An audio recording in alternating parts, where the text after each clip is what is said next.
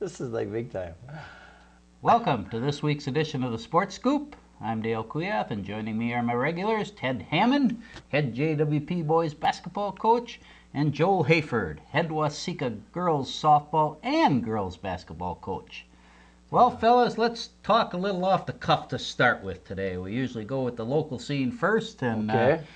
let's get the LeBron story out of the way right away. Well, that's all we heard on the radio is LeBron, and there's a lot of upset people in Cleveland. But it's all entertainment. Hey, whatever it might be, I know we'd be really sore if we lost some of our great players off the Twins or whatever it might be. But Garnett. Liven up the summer here a little bit with some sports news. Unbelievable that we could put an hour special on TV for LeBron to come out and say Miami. Well, I was missing it because I was over at Bethany League with my basketball team, and I had people in the stands that were sitting there, and they wanted to get it right now. Where's he going to go? And then all of a sudden they goes, he went to Miami, and I'm like, oh, this is so insane. The whole, just get rid of it. Okay, the money's there. They're just going to ruin the game with all this hype and everything else. But yeah, okay, They got should be pretty good. Yeah, I would say so. But it sounds like they're in collusion. Last summer when they got together and they won the world tournament there, and they just, the three of them said, let's get together. And shoot, you can see that money now. I mean, obviously the money wasn't the big factor this time, but if three guys can get together and do that, and what's the future of sports going to be about? Superstars going to get together, say I'll take less money, and then we form up a team and win ourselves a world championship ring or whatever. But the hype was just, I don't know. I guess we don't have anything to do this summer. No, these guys are such prima donnas. You just wonder, if it's going to work out. You've got some great athletes on the floor. The Celtics are an example of that, and still didn't get the big prize. But it should be fun for those people down in Miami. They're going to sell tickets, and it's going to be a big deal down there. Well, when you see people on TV burning James' jersey in Cleveland, I mean, holy cow, it's just a game, folks. Okay. I think we take it pretty serious, don't we? Yeah, we do. All the way from Little League to the NBA. It was funny because a couple of people mentioned that, well, they've got to get a supporting cast, and I see Johnny Flynn of the Timberwolves says they can pull a couple janitors out there with those three guys. So one of the good things of it is we got a pretty good player, I think. Yeah, we did. The Timberwolves got Michael Beasley, who was the second player drafted. He averaged double-doubles in his 1 year at K-State. He was the leading rebounder in the nation at 6'9", so Yep. that could be a little jewel for the Timberwolves. Well, hopefully. They need more than a little jewel. Yes, they need 5 or 6 little jewels, but that's a start. Yep. Yep, that program needs to be revived. They have a hard time giving away tickets, it seems, lately, and they got a lot of great deals. I guess if you just love to watch basketball, it's a good opportunity to get some fairly decent prices for those of us that maybe are scrapped for money or whatever it might be in this time with the economy. Is it just me, or it seems to me this year that this free agency in the NBA is just wilder than it has ever been? Yeah. Big money out there. It's just Hey, incredible. what do you tell your kid when he's going to go pick up a ball when he's about 3 years old? Okay, you're taking a basketball right now. Okay, and we'll go to camps. We're going to do the AAU. We're going to do the whole shebang because we get the big time. Plus, you can make good money overseas now too. You see these young guys like from Mankato State, that Luke Anderson went overseas, and he's still trying to make it in the NBA. But you can make hundreds of thousands of dollars overseas. And maybe you don't make the NBA, but maybe you get some of your education paid for down the road. And not only that, I know it's a lot of time, a lot of effort, and a lot of work, but I think that those kids that do get involved in all these programs, you learn a lot just about how to handle yourself and about life in general. And people look at it the other way, that people are running all the time and it's not family oriented. Think about how many times maybe you do end up being with mom and dad where you otherwise wouldn't be. Maybe be playing the Nintendo or out on the skateboard. Or coaching your own daughter like you do. Absolutely, yes. Get some good quality time that way.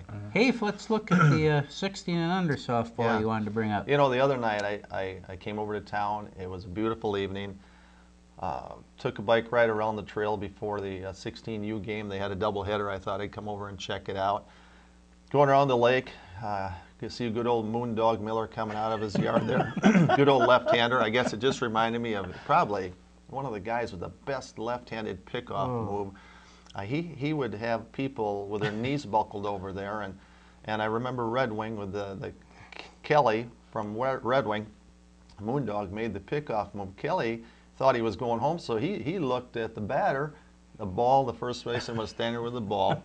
You could hear out loud and oh blank, and he was out. And right away he was so embarrassed he started screaming balk, and I don't know how many times that they have. Moondog against Red Wing in a state tournament game picked 4 guys off of first base. Yes. And now Red Wing's a pretty good amateur baseball team. He picked off a 5th, and the ump called balk. And Moondog said, "What did I do differently?" And the ump said, "I don't know, but they're hollering balk all the time." So. And you know, Ryan Krautkramer probably came the closest to perfecting that. Yep. So we had a couple of Waseca guys that have just tremendous things. You know. That's a TIG trivia question. Ryan Krautkramer didn't give up an infield out, didn't give up a pop fly, didn't strike anybody out, and he had got out of the inning with 3 outs, and he picked off. He walked 3 guys and picked all 3 of them off. This is a TIG trivia question for those of you out there who play trivia. Okay. Yeah. So anyway, I continued around the lake to see the rest of Waseca on a beautiful night. Come around and get close to Clear Lake Park there. There's people playing a pickup basketball game, tennis lessons going on. Somebody was playing volleyball over there, and then they had a softball game going on. So we just have some real nice facilities around town here, and the tennis courts are being resurfaced out at the high school. Just a great opportunity instead of sitting in the house to get out and do some things. So the 16U team was playing Nicollet, and our young pitchers who are going to be sophomores next year, who we're going to rely on, both did a nice job that night. They were throwing strikes, and that's the key. And they both, throw it fairly hard. And that's Caitlin Miller and Abby Collins, our 2 pitchers. And little Bompsta girl, Shelby Bompsta, who's going to be a 9th grader at shortstop. She's looking pretty good. There's a Bompsta girl? Yes, there is. There actually is, and she's pretty darn good. Really? Pretty athletic. All those brothers, yeah. She's played with her brothers. That's all right. this year. I mean, yes. So, we're going to be young in basketball coming up. We're going to be young in softball, and we've got some kids that are excited to improve and get better. So, what a better time to be involved in the programs and help develop some young kids. And another thing, I wanted to check out this Raymond girl from St. Peter, who was at St. Peter, played on their team that went to state in basketball, and apparently they left mid-year to go over to Nicollet, which they could do because she was only an 8th grader, and as an 8th grader, the Minnesota State High School League rules are different until you get into high school. So she went to pitch for Nicollet. Because she wasn't going to be allowed to pitch for St. Peter, and she's pretty good. She's not bad. She throws strikes, and for going to be a 9th grader, she's got some good size to her. So I believe they're going back to St. Peter. Is that correct? That's what I've heard. And they are going to be so loaded on that basketball team now with Kirchhoff going over there, and the Raymond girl plays inside, and she can be a presence inside there. She's solid. She's tall. And Anne-Marie Brown. Anne-Marie is tough. Katie Kuiper. Mm-hmm. They're going to be quick. They're going to have some size. And boy, I tell you, Anne-Marie, I saw her play this last weekend, and she's good. She can go inside. She can hit the 3. She'll get a good offer to a college somewhere. Not only that, she's tough. She took an elbow to the eye, and after the game, it was practically swelled shut, but she was right out there playing that next game. Some kids are shooters safe. She's a scorer.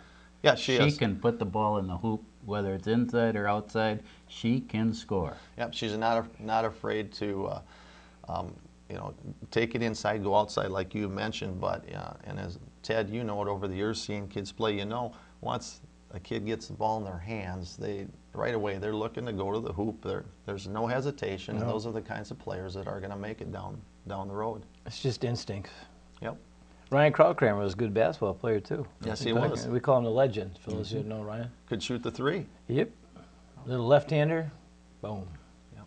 Well, Teddy, let's look at the Summer League action with the Bulldogs last week. Well, we're running down now in the summer action over there. I think we got a week left, and then we have tournaments.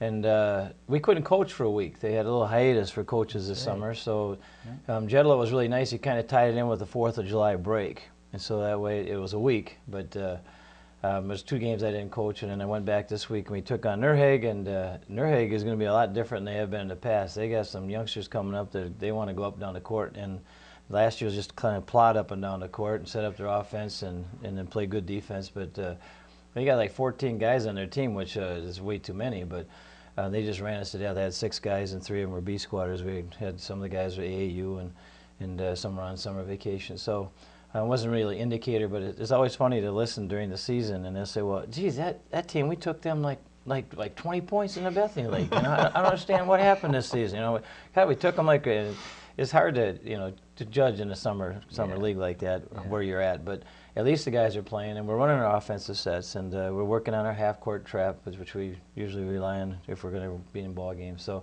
things are coming together. We're going to have a nice nucleus of seniors and some underclassmen. But this Josh Stockman, a transfer that came in from North Carolina a couple years ago, he's a real deal. He's a scorer. He's got a nose